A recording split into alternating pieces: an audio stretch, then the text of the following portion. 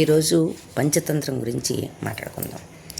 పంచతంత్రంలో బాపు బొమ్మల కథ ఇది. ఈ పంచతంత్రం మొదట ఎలా వచ్చింది, ఎలా మొదలైంది అని అంటే, అనగా దక్షిణ దేశంలో మహలారోప్యం అనే మహానగరం ఉండేది. మహిళారోప్యం అంటే చూడచక్కని అందగత్తె అని అర్థం.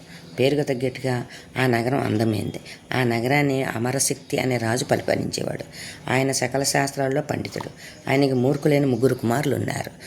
మొదటివాడు బాహుశక్తి, రెండవవాడు ఉగ్రశక్తి, చివరివాడు అనంతశక్తి. పేరుల్లో ఉన్న శక్తి సామర్థ్యాలు వాళ్ళ తెలివితేటలు లేవు. తన కుమారుని తెలివితేటల వాళ్ళగా చేయాలంటే ఎలా అని మంత్రిని అడిగాడు. అదంత సులభం కాదు అన్నారు మంత్రులు.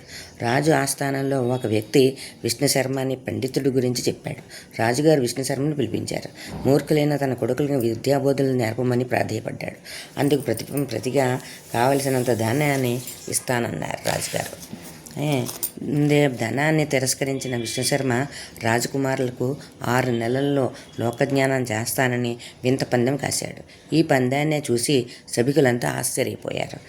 అలా విష్ణుశర్మ 5 తంత్రాలను పంచతంత్రం సంస్కృత గ్రంథాన్ని రాశాడు. ఈ పంచతంత్రంలోని కథలు రాజకుమారులకు ఇలా చెప్పసాగాడు. ఈ పంచతంత్రాన్ని కథలు చదివిన వారికి లేదా విన్నవారికి, దాని అర్థం గ్రహించిన వారికి జీవితంలో ఓటమి అనేది లేదు, వారు అజేయులుగా ఉంటారని అర్థం.